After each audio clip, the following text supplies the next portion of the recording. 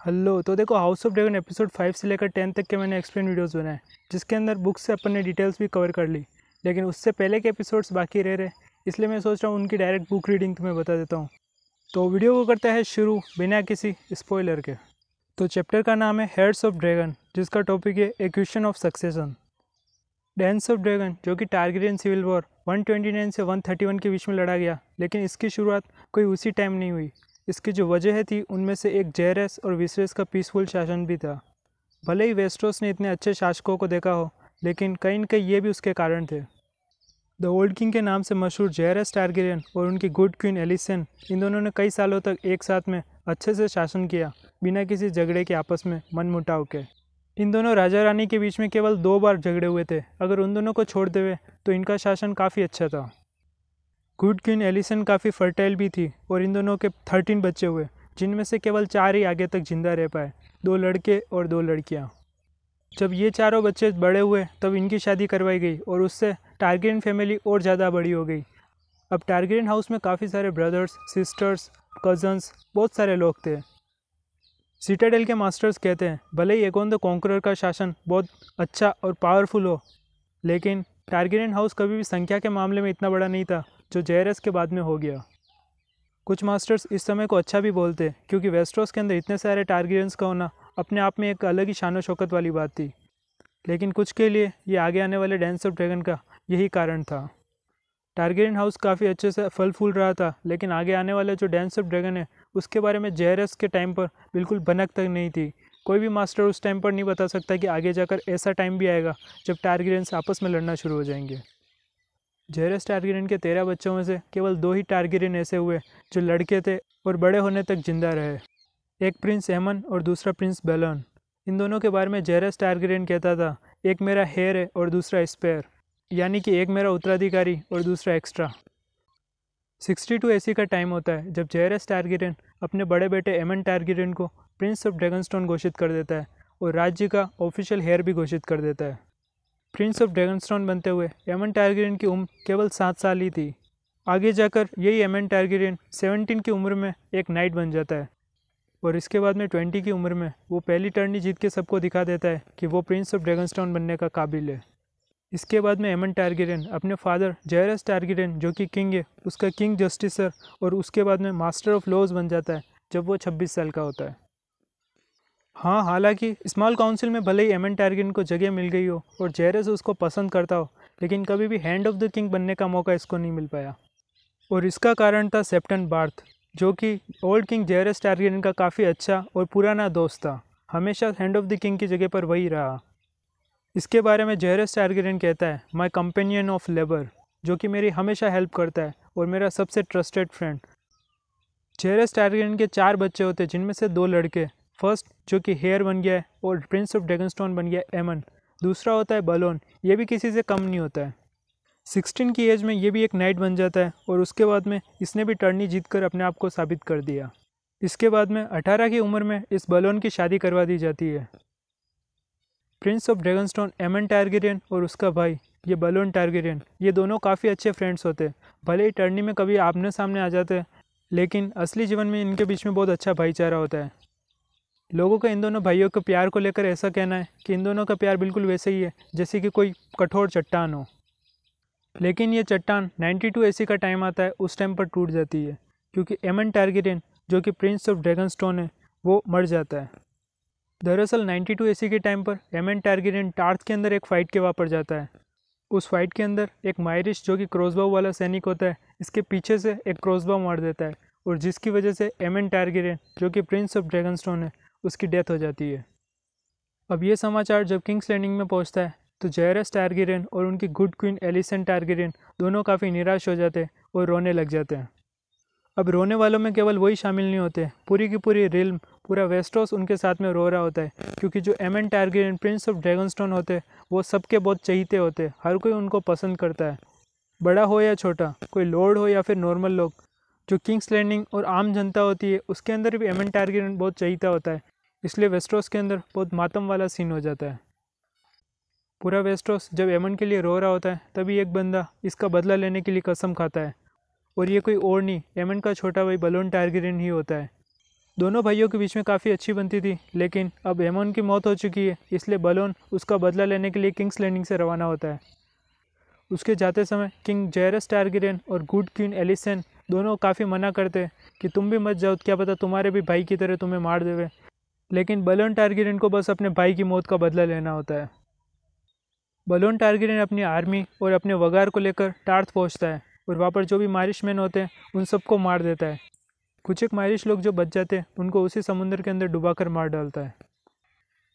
बलोन Targaryen अपने भाई एमन टारगेरियन की मौत का बदला लेने के बाद में वापस जब किंग्स लैंडिंग में आता है तो पूरी की पूरी रिल्म खुश हो जाती है। पूरा वेस्टरोस उसका स्वागत करता है और इस चीज़ से सबसे ज़्यादा खुश इसके पिता जेरस टारगेरियन होते हैं और वो इसको इसी टाइम प्रिंस ऑफ ड्रैगनस्टोन और अपना असली वारिस घोषित कर देते हैं। वेस्टरोस ने अब इस बलोन टारगेरियन को अपने भाई की बदला लेने की वजह से बलोन द ब्रेव कहना शुरू कर दिया। जैसा कि एमन टारगेरियन को काफ़ी सारे नॉर्मल लोग और लॉर्ड्स पसंद करते थे, बलोन की पॉपुलैरिटी भी उससे कोई कम नहीं थी। बलोन द ब्रेव को भी हर कोई चाहता था, इसकी भी किसी से लड़ाई झगड़ा नहीं था। पूरे वेस्टरोस में हर कोई इसको पसंद करता था। लोगों ने इसी के अंदर इसके भाई एमन की इमेज को देखना शुरू कर दिया और अपना भावी राजा। परंतु जेरस ने भले इसको प्रिंस ऑफ ड्रैगनस्टोन अपने भाई के बदला लेने की वजह से घोषित किया हो, लेकिन यहाँ पर एक प्रॉब्लम थी। जो एमन टारगेरियन बड़ा भाई है, उसके एक बच्ची भी थी जिसका नाम था रेनेस टारगेरियन। रेनेस का जन्म 74 एसी के अंदर हुआ था और 90 एसी के अंदर इसकी शादी कोलोस वोलियन से हो जाती है। तब तक ये लगभग 16 साल की हो चुकी होती है और काफ़ी ब्यूटीफुल भी होती है। अब यहीं पे मैं तुम्हें याद दिला दूँ कि इसके पिता जो एमन की डेथ हुई है वो 92 के अंदर हुई है। मतलब कि जो रेनेस और कोलोस वोलियन की शादी हुई है इस टाइम पर इसके पिता प्रेजेंट थे। रेनेस के पति का नाम कोलोस वोलियन है, जो कि लॉर्ड ऑफ टाइट और ड्रिफ्टमार्क का ऑफिशियल लॉर्ड भी है। इसके अलावा इसके पास में स्मॉल काउंसिल में जेहरस के टाइम पर मास्टर ऑफ शिप्स की पोजीशन भी इसी के पास में होती है। अब 92 एसी के अंदर जब इसके पिता एमन टारगेरियन की डेथ हो जाती है, उस टाइम पर रेनेस और कोलोस की शादी को 2 साल हो चुके होते हैं और रेनेस के पेट के अंदर एक बच्चा भी होता है, शायद लड़का या फिर लड़की कुछ भी। लेकिन जेरस टारगेरियन ने एमन के बच्चे रेनेस को देने की बजाय अपने छोटे लड़के बलोन को दे दिया आयरन थ्रोन और अपना ऑफिशियल हेयर उसी को बना दिया। तो इससे रेनेस का क्लेम भी ख़त्म हो गया और इसके पेट में जो बच्चा लड़का है या फिर लड़की, लड़का होता तो उसका क्लेम होता, वो भी ख़त्म हो गया। अब ये वाला डिसीजन जेरस टारगेरियन ने कोई अचानक से नहीं लिया, उसके बारे में उसने पहले से अच्छे से प्लानिंग की थी। जैसा कि वेस्टरोस में एगोन द कॉन्करर के टाइम से होते हुआ आ रहा है कि जो सबसे बड़ा लड़का होता है उसी को आयरन थ्रोन मिलना चाहिए।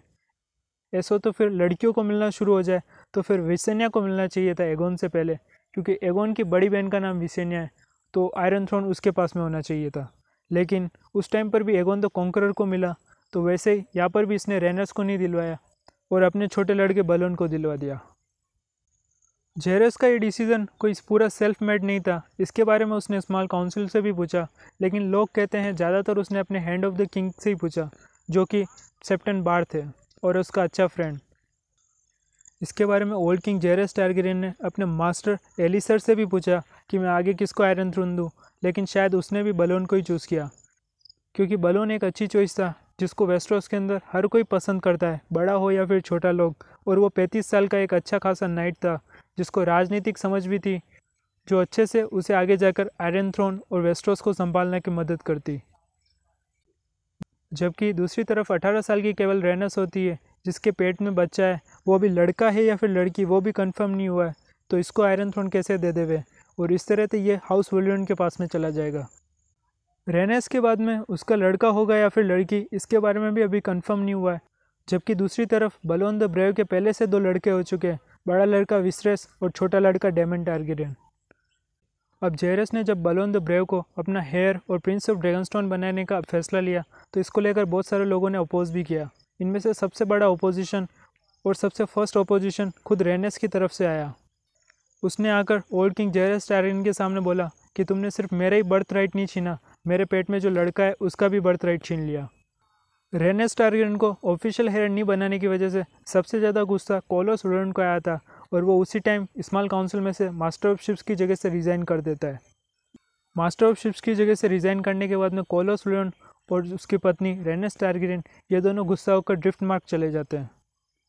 लेडी जोसलैन, जो कि एमन टारगेरियन की पत्नी और इस रेनेस की माँ होती है, वो हाउस बराचन की होती है, वो भी इस चीज़ से काफ़ी गुस्सा हो जाती है कि उसकी लड़की को मिलना चाहिए था, इसका बर्थ राइट था, लेकिन जेरस ने अपने अकॉर्डिंग डिसीजन लिया है। रेनेस की माँ के साथ में रेनेस के माँ का जो भाई होता है, जो कि लॉर्ड ऑफ स्टॉर्मलैंड है और अभी हाउस ब्रायटन का मैन हेड, वो भी काफ़ी गुस्सा हो जाता है। तो बेसिकली इस डिसीजन की वजह से सबसे ज़्यादा गुस्सा स्टॉर्मलैंड्स और ड्रिफ्टमार्क की तरफ से आया। जेरस के इस फैसले का सबसे ज़्यादा ओपोजिशन उसी की गुड क्वीन एलिसेन की तरफ से आया। गुड क्वीन एलिसन ने कई बार जेरस के अहम राजनीतिक फैसले लेने में मदद की थी, लेकिन जब उसने देखा कि उसके बेटे की लड़की रेनेस को फीमेल होने की वजह से आयरन थ्रोन नहीं मिल रहा, तो वो बहुत ज़्यादा गुस्सा हो गई। उसने जेरस से कहा, एक अच्छे शासक के लिए अच्छा दिल और अच्छा दिमाग चाहिए, उसके लिए कोई कोक की ज़रूरत नहीं होती और कोई लड़की भी अच्छे से राज कर सकती है। और अगर तुम्हें लगता है कि वुमेंस के अंदर वो सारी क्वालिटीज़ नहीं होती जो उसको एक अच्छा शासक बना सकती, फिर तो तुम्हें मेरी भी कोई ज़रूरत नहीं होगी, मेरी राजनीतिक सूझबूझ सब यहीं की यहीं धरी रह गई। इस तरह जेरस को डांटने के बाद में क्वीन एलिसन अपना सिल्वर विंग लेके किंग्स लैंडिंग से ड्रैगन स्टोन की तरफ निकल जाती है। अगले 2 सालों तक किंग और क्वीन एक दूसरे से अलग रहे और एक ड्रैगन स्टोन के ऊपर और दूसरा किंग्स लैंडिंग के ऊपर रहा। हिस्ट्री में इस चीज़ को सेकेंड क्वारल के नाम से लिखा गया। 2 साल बाद में 94 एसी के अंदर सेप्टा मार्गेला, जो कि किंग और क्वीन की लड़की होती है, उसकी काफ़ी ज़्यादा कोशिशों के बाद में किंग जेरस और क्वीन एलिसन वापस एक साथ में आए, लेकिन कभी भी उन दोनों की राजनीतिक सूझबूझ सक्सेशन के उस मैटर पर वापस कभी भी नहीं बनी। अभी भी जेरस को लगता था कि उसका फैसला सही है और क्वीन एलिसन को लगता था कि रेनेस को मिलना चाहिए था। रेनेस के पेट में जो बच्चा था, जिसको लेकर रेनेस ने जेरस को कहा था, सिर्फ आपने मेरा ही नहीं, मेरा इस अजन्मे लड़के का भी बर्थ राइट छीन लिया। और वेस्टरोस में काफ़ी दिनों तक इस अजन्मे बच्चे को लेकर डिस्कशन होते रहे, लेकिन 93 ईस्वी में इस बच्चे का जन्म होता है, जो कि एक लड़की होती है। रेनेस इसका नाम लेना रखती है, लेकिन अगले ही साल कोलोस वल्लोन और रेनेस के एक लड़के का जन्म होता है, जिसका वो नाम लेनोर वल्लोन रखते हैं। पर जो कुछ भी हो, जेरस का फैसला कब से एक ही अटल था कि प्रिंस बलोन ही आगे जाकर राजा बनेगा और आयरन थ्रोन उसी को मिलेगा। इस चीज़ को लेकर हाउस वोल्ड्रियन और हाउस बलराथियन के लोगों ने कई बार ये मुद्दा उठाने की कोशिश की कि शायद बलोन से ज़्यादा क्लेम रेनेस का है, कुछ ने कहा लाइना का है और कुछ के लिए लेनोर वल्लोन का था।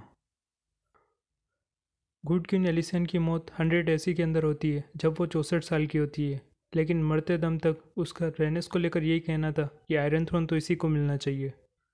वैसे आखिरी के साल क्वीन एलिसन के लिए कुछ खुशी वाले और कुछ दुख वाले थे। कई सारे इवेंट्स हुए जिसने उसको दुखी भी किया और खुश भी किया। खुशी के इवेंट्स में उसके सबसे फर्स्ट उसके ग्रैंड चाइल्ड्स विसरेस और डेमन की शादी थी। 93 एसी के अंदर प्रिंस बलोन का बड़ा बेटा विसरेस की शादी एमा ऑफ हाउस एरेन से हो गई, जो कि अभी 11 साल की एक लड़की थी शादी के वक्त। गुड क्वीन एलिसन के लिए दूसरा खुशी का मौका अपना ग्रैंड चाइल्ड डेमन टारगेरियन की शादी को देखना था, जो कि 97 एसी के अंदर लेडी रेया, जो कि हाउस रॉयस की है और जिनका कैसल हाउस रनस्टोन में प्रेजेंट है, उनके साथ में हुई है। एक और खुशी का इवेंट ये था कि 98 एसी के अंदर किंग्स लैंडिंग में एक बड़ी सी टर्नी का इंतजाम किया गया, जो कि बेसिकली 50 साल हो गए विसरेस को राज करते हुए, उसकी खुशी में रखी गई थी। इस टर्नी में पूरे वेस्टरोस में जहाँ कहीं पे भी टारगेरियंस थे, सभी कजन्स ब्रदर्स सारे लोगों को बुलाया गया और सबको किंग्स लैंडिंग में एक साथ में खाना खिलाया गया। कई दिनों तक ये सेलिब्रेशंस चलते रहे और सबके ड्रैगन्स अभी किंग्स लैंडिंग में यहीं पे प्रेजेंट थे। डूम ऑफ वलेरिया के बाद में ये अब जाके मौका आया जब इतने सारे ड्रैगन्स किसी एक जगह पर इकट्ठा हुए हो। कई दिनों तक इवेंट्स चले और काफ़ी सारी टर्नीज हुई। एक टर्नी के अंदर Kingsguard knight sir Ryam Redwyne और उनका सामना हुआ सर क्लीमेंट क्रेब से। इन दोनों की फाइट कई बार चली, लगभग 30 बार ये एक दूसरे से टकराए और एक दूसरे के भालों को तोड़ दिया, लेकिन कोई भी नहीं हारा। आखिर में किंग जेरस ने दोनों को को चैंपियन घोषित कर दिया और दोनों की इसको लेकर तारीफ की। उन्होंने कहा ये वेस्टरोस की सबसे ज़्यादा ग्रेटेस्ट टर्नी है जिसके अंदर दोनों ही चैंपियन है और कोई भी नहीं हारा। लेकिन इस टर्नी के केवल 15 दिन बाद में किंग के ओल्ड फ्रेंड और hand of the king septon Barth की एक शांत मौत हो गई। वो रात को सोए थे और हमेशा हमेशा के लिए सोते हुए रह गए। अब सेप्टन बार्थ के मरने के बाद में जेरस ने चूज़ किया कि next hand of the king किसको बनाए। उसके दिमाग में सबसे फर्स्ट आया Lord commander of Kings guard, यानी कि सर रैम रेडविन को बना देते। सर रैम रेडविन को किंग्स गार्ड से हटाकर हैंड ऑफ द किंग बनाया। लेकिन ये इस जगह पर बिल्कुल भी परफेक्ट नहीं था और इस चीज़ का अंदाज़ा कुछ ही दिनों में जेरस को भी लग गया। स्मॉल काउंसिल के ग्रैंड मास्टर एलर इस बारे में कहते हैं कि हर प्रॉब्लम को सिर्फ मारने पीटने से ठीक नहीं होती है, कुछ राजनीतिक समझ भी होनी चाहिए। बेशक सर रैम रेडविन काफ़ी अच्छे किंग्स गार्ड थे और टर्नी के अंदर काफ़ी अच्छे से लड़ सकते थे, लेकिन राजनीतिक सूझबूझ उनकी इतनी ज़्यादा नहीं थी जो कि वो हैंड ऑफ द किंग की जगह रह सके। वो हर प्रॉब्लम को मार काट से ख़त्म करने की कोशिश करते, लेकिन हमेशा वेस्टरोस को अच्छे चलाने के लिए ऐसा नहीं किया जा सकता। 1 साल तक रैम रेडविन को अपना हैंड ऑफ द किंग रखने के बाद में जेरस ने उस जगह से उनको हटा दिया और उनकी जगह हैंड ऑफ द किंग अपने बेटे बलोन को बना दिया। 99 एसी का टाइम था जब प्रिंस ऑफ ड्रैगनस्टोन बलोन अब हैंड ऑफ द किंग बन गए और अपने पिता की हेल्प करने लगे हर एक मैटर में। बेशक सेप्टेन बार्थ के जितना इसके पास में एक्सपीरियंस तो नहीं था, लेकिन इसकी जो भी चीज़ इसने सीखी थी वो राजनीतिक सूझबूझ थी, वो अच्छे से वेस्टरोस को चलाने में हेल्प कर रही थी। हमेशा बलोन टारगेरियन के पास में अच्छे लोग रहते थे जो कि उसके साथ में लॉयल है और वो वेस्टरोस को अच्छे से चलाने में अपने पिता की मदद कर रहा था। पूरी रिल्म वेस्टरोस खुश था कि बलोन इतने अच्छे से हैंड ऑफ द किंग की जगह पर है तो किंग भी बनेगा तब भी बिल्कुल अच्छा रहेगा और सब पीसफुली अच्छे से शासन हो पाएगा। लोकल लोग हो या फिर कोई छोटे बड़े लॉर्ड्स, सभी को बलोन के अंदर अभी से एक अच्छा राजा दिखना शुरू हो गया। लेकिन प्रिंस बलोन को आयरन थ्रोन पर बैठने का सपना किसी का भी पूरा नहीं हुआ, क्योंकि 101 एसी के अंदर एक बार प्रिंस बलोन किंग्सवुड के वहाँ पर गए थे शिकार करने के लिए, लेकिन उनके बॉडी के अंदर पेन शुरू हो गया। पेन बढ़ता ही बढ़ता गया। एक टाइम ऐसा आया जब उनको बेड लेना पड़ गया। ग्रैंड मास्टर एलर की भी मौत हो चुकी थी, इसलिए अभी अभी सिटाडेल से एक रनसीटर नाम से नया मास्टर आया था जिसने उनका ख्याल रखना शुरू किया। शुरुआत में इसकी दवाइयों ने कुछ एक काम करना भी शुरू किया, लेकिन धीरे धीरे प्रिंस बलोन का दर्द बढ़ता ही बढ़ता गया। अब ग्रैंड मास्टर रनसीटर की दवाइयाँ अच्छे से काम नहीं कर रही थी और प्रिंस बलोन का पेन बढ़ता ही बढ़ता जा रहा था। इस पर लास्ट में जाकर उसे मिल्क ऑफ पॉपी देना ही पड़ा। मिल्क ऑफ पॉपी यानी कि अफीम पीने के बाद में प्रिंस बलोन को एक अच्छी और शांत नींद आती थी, लेकिन उनका दर्द कम नहीं हुआ। उनकी हालत और ख़राब से ख़राब होती गई। आखिर लास्ट में इस बीमारी की वजह से 5 दिनों के बाद में प्रिंस बलोन की मौत हो गई। उनकी मौत किंग्स लैंडिंग के अंदर ही टावर ऑफ हैंड के वहाँ पर हुई, जहाँ पर उसके पिताजी आखिरी समय तक अपने बेटे का हाथ पकड़कर बैठे हुए थे। मरने के बाद में ग्रैंड मास्टर रनसीटर ने उनकी बॉडी को खोला और पता करने की कोशिश की आखिर क्या बीमारी थी। फिर उसने बताया कि इनकी डेथ की वजह ब्रस्ट बेली है। पूरे वेस्टरोस के अंदर जैसे एमन टारगेरियन की मौत पर माहौल हुआ था, वैसे ही मातम का माहौल अब बलोन द ब्रेव के मौत पर हो गया। किंग जेरस सबसे ज़्यादा दुखी थे। उन्हीं ने अपने बेटे की लाश को आग लगाया, लेकिन इस बार उनके पास में उनको सांत्वना देने के लिए उनकी गुड क्वीन एलिसन भी नहीं थी। शायद किंग जेरस इतने अकेले पहले कभी नहीं थे, लेकिन वापस इनके सामने वही प्रॉब्लम आ गई थी जिसको जैसे तैसे कर कर बहुत पहले इन्होंने निपटाया था, एक्यूशन ऑफ सक्सेशन। वैसे तो जेरस के दोनों लड़के और ऑफिशियल हेड्स अब तक मारे जा चुके थे, बलोन और एमन, और उन दोनों की लाशें भी जल चुकी थी। अब वैसे कोई क्लियर सक्सेसर जो कि आयरन थ्रोन पर बैठ सकता है उसकी इमेज नहीं दिख रही थी, लेकिन आयरन थ्रोन पर क्लेम करने वालों की कोई कमी नहीं थी। बहुत सारे लोग थे जिनका क्लेम था। जेरस ने बलोन की शादी उसी की बहन यानी कि जेरस की बेटी एलेसा से ही करवाई थी, जिससे कि उसको 3 लड़के हुए, विसरस, डेमन और एक और, लेकिन तीसरा ज़्यादा दिन तक जिंदा नहीं रहा और वो जल्दी मर गया। अगर प्रिंस बलोन टारगेरियन को एक भी बार आयरन थ्रोन मिल जाता या फिर उसके ऊपर बैठने का मौका मिल जाता, फिर तो ये बिल्कुल कंफर्म हो जाता कि उनके बाद में विसरस टारगेरियन को ही मिलने वाला है। लेकिन क्राउन प्रिंस बेलोन की अचानक से मौत होने की वजह से ये जो सक्सेशन का मैटर होता है वो वापस प्रॉब्लम खड़ी कर देता है। अब इस बार कुछ एक क्लेम्स रेनेस की तरफ से आए, उसकी डॉटर्स लेना वलोरियन, और कुछ तो उसके लड़के की वजह से भी आए। अगर जेरस रेनस और उसकी बड़ी लड़की लाइना को फीमेल होने की वजह से नहीं देना चाहता है आयरन थ्रोन, फिर भी उनके पास में ऑप्शन था कि लेनोर को दे देवे, क्योंकि वो तो लड़का ही है।